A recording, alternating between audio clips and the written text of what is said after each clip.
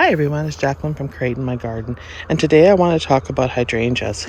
Now, I've really gotten into hydrangeas this year. They've become abundant here in the Zone 3B, and I've started really planting a lot of them in the garden. And so far, so good. Things have worked out really well with my hydrangeas. And I'll quickly do a walk around and show you, and then I'm going to come back to these ones here that I have sitting here that I want to share with you. And these ones are a plant haul that I just did last night at the big box store. And some of them are looking pretty shabby, so I want to show you what I'm going to do to them and how I'm going to maintain them. But first, let's look at what they can become for hydrangeas and how beautiful they can become. All right, the first one I want to show you are the Limelights. These are new to me this year. They are looking absolutely gorgeous. I put them in the back bed here where they are going to be somewhat protected. They are good for a zone 3 and up. So they definitely work here in my climate. And I have paired them with a peony, lily, and they're right next to a potentilla, which is in full spectacular bloom.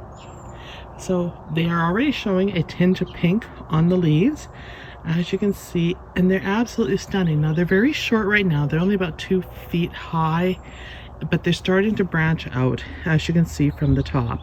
It's starting to send up shoots. So these are doing really well. These were not bought on sale. I totally paid full price for these because I really wanted to get some into the garden, and I was pretty excited about them. So you can see the coloring starting to happen there. So this is, in my opinion, a must-have for the prairie garden. All right, now let's move on here. Here is a Incrediball hydrangea that I picked up on sale. It's been in the ground probably a week and a half now, and it's already sending up new shoots. I did not cut it back whatsoever. I just left it, but I did support it because the stalks were heavy. And I think now with the new shoots coming up and that, I can cut it back. It was just really hard to cut it back with those big heads of white snowballs on it. It was just stunning. I couldn't help it, so I just staked it up. But with these new shoots coming right down here, I can now cut those ones back and won't have to support it now. It'll support itself.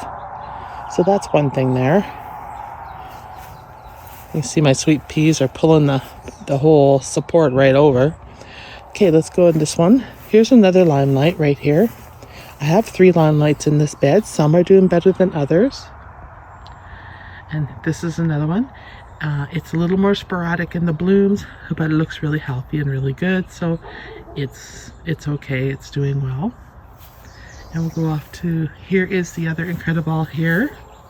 Like I said, they were on sale. Not looking good. This one didn't have any blooms on it. It is leaning quite a bit, but it's holding on its own. And I will probably come in when I cut back the other Incrediball. I'll cut this one back too and take some of that weight off of it so it can focus on rooting for the fall. It's funny, you know, I noticed with the Limelights in particular that they do better when they're kind of protected and sheltered for blooms. So here's another one. It is between the 9 bark and the salvia, purple salvia there. And it is doing fantastic back there. It's definitely loving its life and very pleased with it. And it just looks really nice with that 9 bark. And I'm hoping the purples and the salvia pull that out of the Limelight. All right, let's go over here. I see the rabbit has knocked down my peacocks again. Every day I come out and pick these peacocks up. All right, this is the Bloomstruck hydrangea for the Everblooms. This is a fairly new variety. I've never seen this before at all in the stores, and it's got beautiful big purple heads on it, as you can see.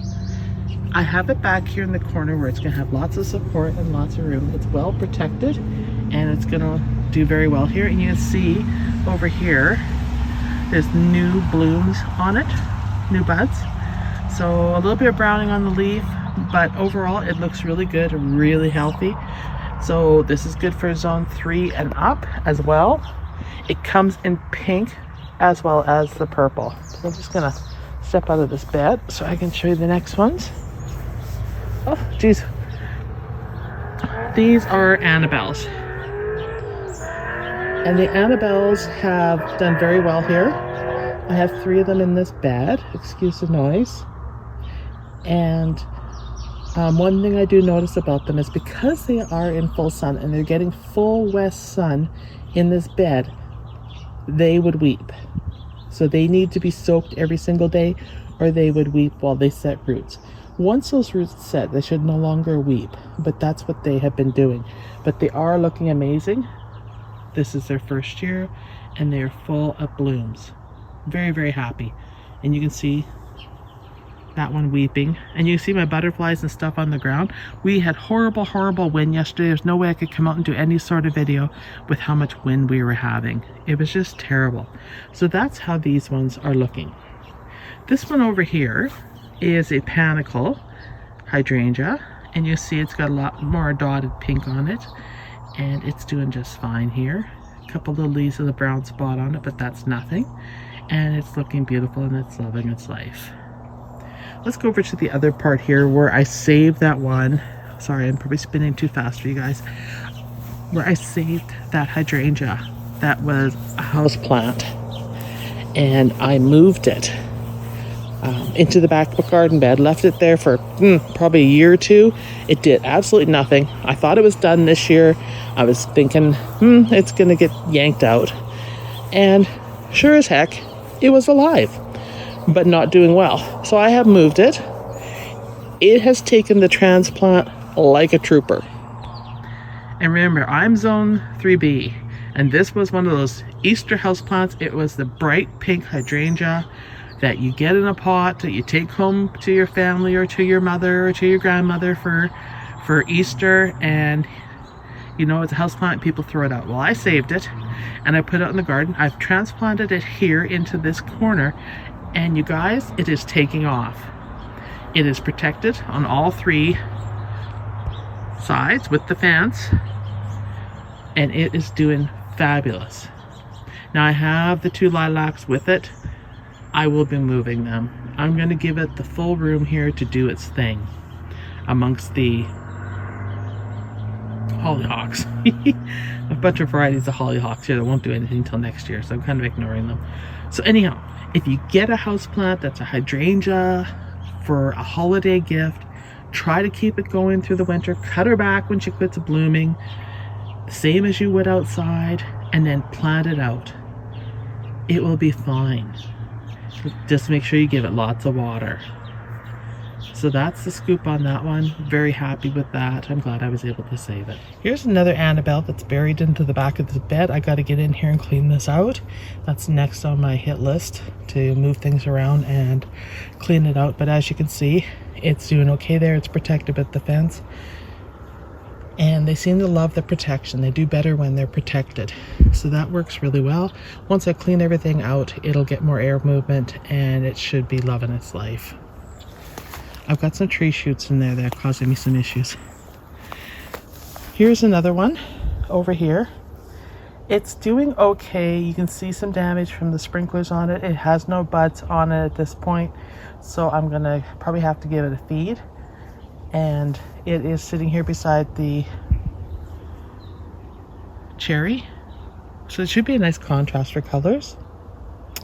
And then here are 2 of the ever blooms. This should be a pink and a purple. They are setting roots right now. There are no blooms on it, and that's just fine. Let's let them do their thing, because we will reap those rewards later on.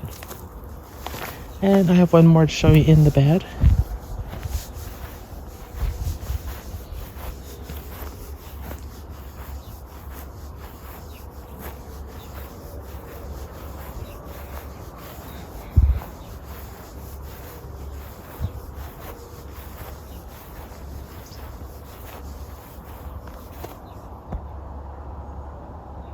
Here's another panicle hydrangea that I planted last year, so it survived the winter. It has been in more full shade than any of the other ones, especially when we had the wood fence here. It was like pretty much shaded, between the spruce and that.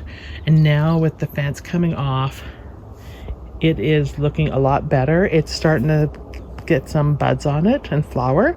So since we're putting a wire fence up here, it will get to love its life and get more light. So that's really good. And it's doing well, and it survived our cold winter. We had a super cold winter, and we had a ton of snow. Like, we've had more snow this past winter than we've had in many years. So it was really, really hard on the plants. It did give them a layer of protection, no doubt, but it was very hard on them. So it's nice to see it coming back and now setting down roots. It's got a good mulch on it. So when we took the poplar down, we kept all the mulch and put it in here, and it helped to keep the weeds down, keep things a bit better under control for me. So it's loving it here. It's doing well. There looks like there's a little bit of insect bites on it, but I'm seeing that throughout the garden, and that's just part of nature. I'm not going to go and use chemicals on everything in the garden for this. It's just not good. Even organic chemicals, you can spread them, it rains and you got to spread them again, and it's just never ending job and never ending expense. So I will allow Mother Nature to do her thing unless it gets to the extreme where I do need to get in there and do something. Then I will, treat an individual plant. All right, let's go back to the ones that I purchased on sale now. I just wanted to stop and show you some of the lilies that are in bloom. Some of the orientals here are in bloom now. You can see them. And the easiest way to tell an oriental from an Asiatic is by the leaves. The leaves on the orientals are much bigger compared to the Asiatics, which are a smaller leaf. But you can see they're starting to come out here. Real variety of colors going on here in this bed. It kind of works. And the pink and white orientals I have not come out yet, so I'm waiting to see what they look like. But I just wanted to share some of the colors of these lilies with you, because lilies are so reliable and so easy to grow, and they just provide that pop midsummer that I think a garden needs when other things have already bloomed and are going dormant, to come into growth for the next reflush of blooms. Okay, so what I have here is I have 3 everblooms in the purples and the pinks. I have a Limelight, I believe, and I think I have a panicle here. I have 5. So let's look at these. So this is the everbloom, Bloomstruck. It is the pinky purple. I think it's more of a purple, just looking at it. These were on the clearance rack. They were not marked down, so I took them to the till, took a chance, pleaded my case, and they gave me 25% off. So I picked them up for about 15 bucks. And that, it looks not too bad. There is some damaged bark on it. As you can see, if we go around the back here, it's got a lot of dead leaves in here to be picked out. These branches are not looking the best. You can see damage here where it's bent. So the first thing I'm going to do right now with you guys is trim this back. You can see right here, if I can get in there close enough, there's 2 little buds right there. I'm going to cut to those 2 little buds. Okay, same with this one. There's 2 little buds, and because it's keeling over so bad, I'm taking the flower off.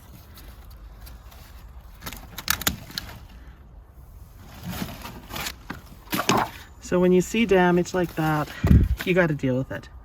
Same here, the 2 little buds are way down here, so I'm taking that one off. It looks pretty spindly. And let's look at this one. I'm going to leave that one and just go around the plant and look at the stems. Clean out any dead that doesn't look good. You want to give it its best chance to set root and be healthy, and you want to get rid of any of those that are hanging. That is the key for pruning these back. These ones over here are not looking too bad, but they're hanging.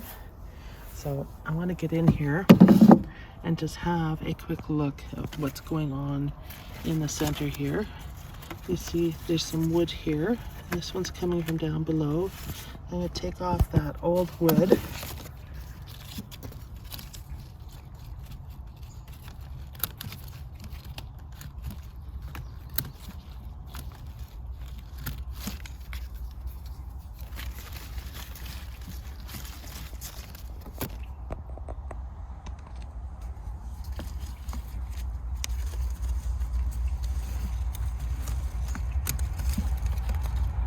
That's better. And I am going to go and be brutal here, and I'm going to cut it back to that bud. Excuse the train.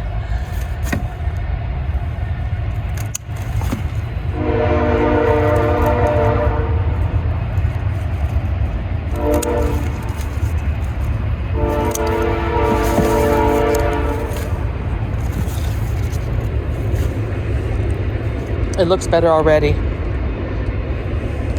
You can see how curved and like some of the damage and stuff that happens when plants are piled together in greenhouses or stores. They get kind of warped looking. There's another branch there I want to take off.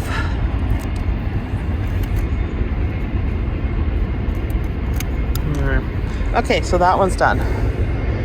So that was the Everbloom Bloomstruck. And the purple, see it now, it looks a lot healthier and it should be loving its life a little bit more. Let's go on to the next one.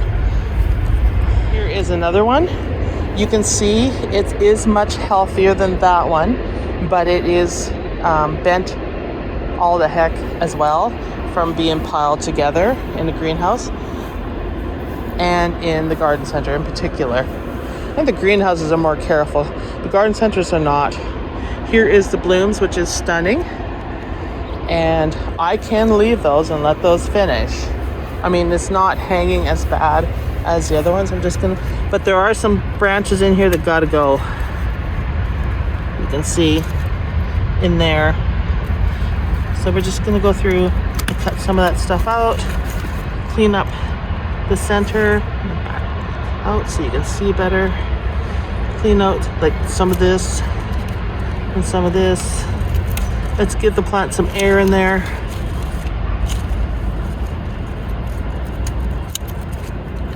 You can be more harsh if you need to.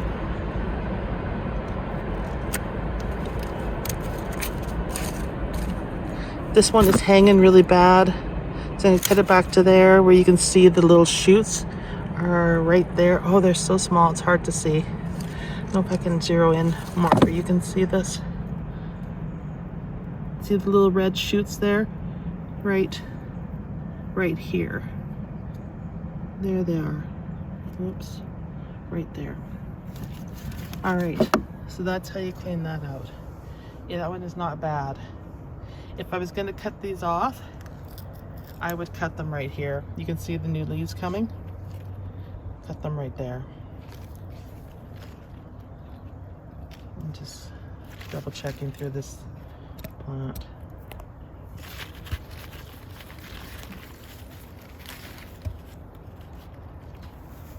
See, it's all gnarly. All gnarly from being piled too close together. Morning doves flying around this morning. All right, so you can cut those back even further. I'll wait till the blooms are finished and then I'll cut them back. I can't bring myself to cut the new blooms. I just took a couple more branches off that were really leaning. It was just, they didn't look good.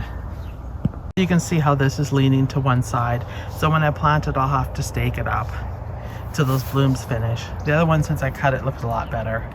But overall, the leaves are healthy and it just needs some love. But we have some more here that are in worse shapes. I think I'm going from half decent to bad with this video of trimming these. Okay, here's the third Bloomstruck. I want you guys to see. It's looking pretty gnarly. There's the head that has dried. Isn't that pretty? It almost looks like it has some gold in the leaf that you could take inside and put in a vase. But that's the potential with these Bloomstrucks. This is more the pink one. Once again, zone 3. So we can do some harsh pruning on this one, and we're gonna. So the first thing I'm gonna do is I'm gonna look at this branch here. I'm gonna take it down to where there's shoots. Take that down to where there's shoots. You guys, this is gonna be pretty sad to watch, but it has got to be done. And I'm looking for where those new leaves are coming, right? So like right there, you'll see them. These ones are a little harder to figure out. And I'm gonna go back and try to force it to leaf down further.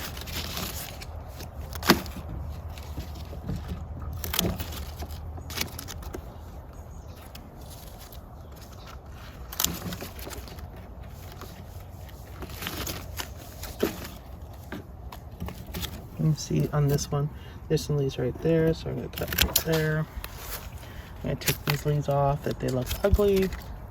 Look at this one right down here. You'll see some shoots. So I'm going to take it there. Same with this one down here. There's quite a bit of dead in here that I'm not happy about. This one I'm going to take it. Oh, we got some buds right there. We'll go further down if we can find the buds. And little nodes right down here. You can see the nodes are right there. Same with this one. I'm gonna try to zoom out a little bit more. So it makes it hard to show it. And this one here, you can see the shoots right there. There. And take off any dead. And let's look in here and clean out now.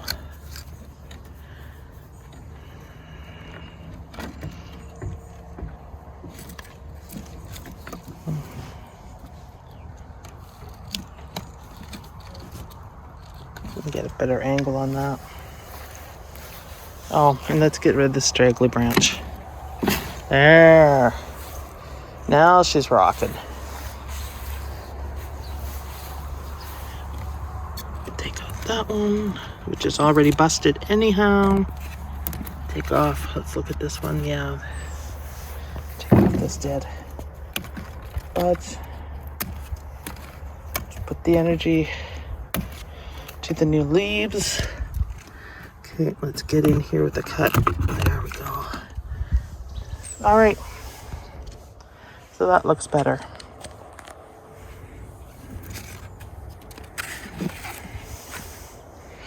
I should pick off some more of those dead leaves.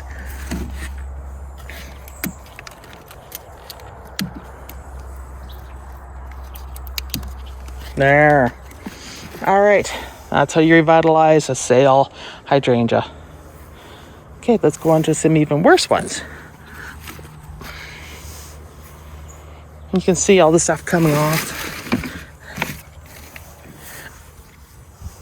Look at that head though. Wasn't that glorious?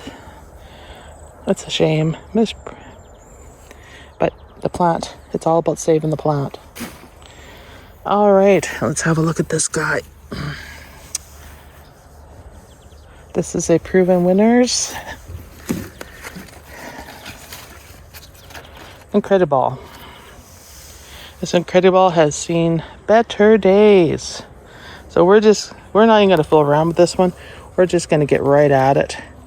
And we're gonna start taking her down. I'm trying to keep it somewhat symmetrical. You can see how dried out it is from not being looked after.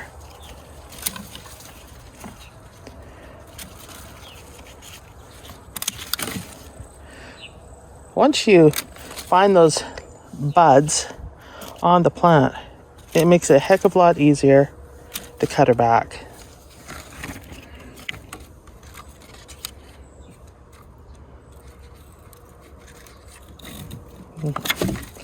I'm just gonna cut it down where I can just cut that darn thing off. Okay, let's go in here and look and see what we got. We got stems over crossing stems. Never good. That helps promote disease. I'm gonna cut that one right there. Cut this one back to here. Take out that joint. Same with this one. Take her down. There. That's much better. So don't be shy, you guys, for cutting your hydrangeas back. You get them on sale, take the chance and give them a shot. Give them a good clean out.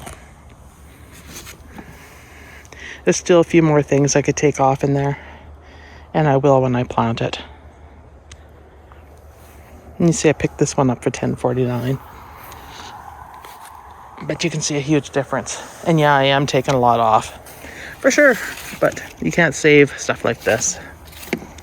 Alright, last but not least is one nasty mess of a premium hydrangea.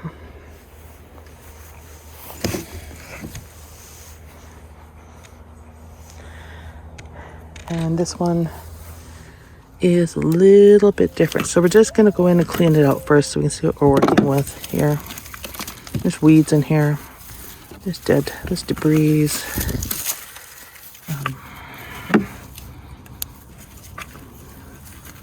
Busted branches. Take those off. I keep it clean. Even just getting the debris out of the bottom makes such a huge difference on the plant. You can see it's all stringy in the top here.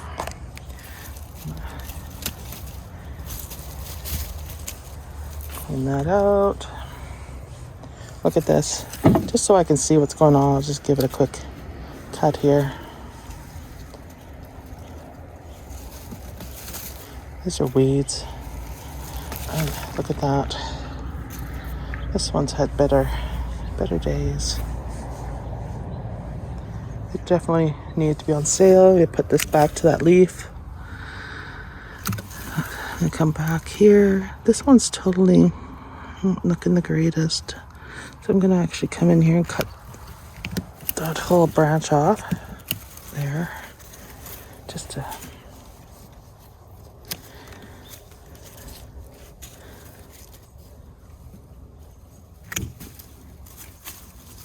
you can see it's already starting to show signs of improvement here. You don't want to keep these straggly ones here. And geez.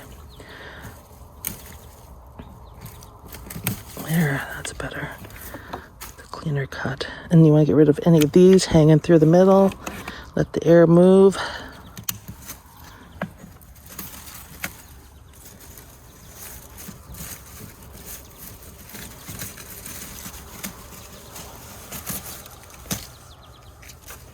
I'll walk around. Oops, that's some dead stuff in there.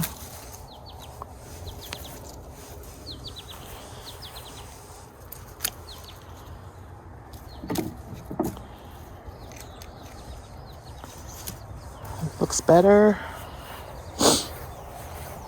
This side doesn't look as bad, but I think it's really disguised. I'm going to turn it on its side so we can see what we're working with here.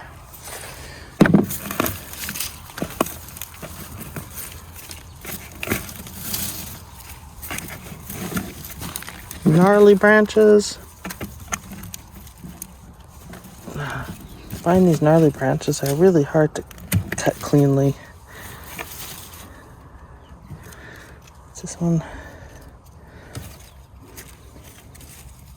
Yeah, broken branches here. So you can see kind of how you go about it.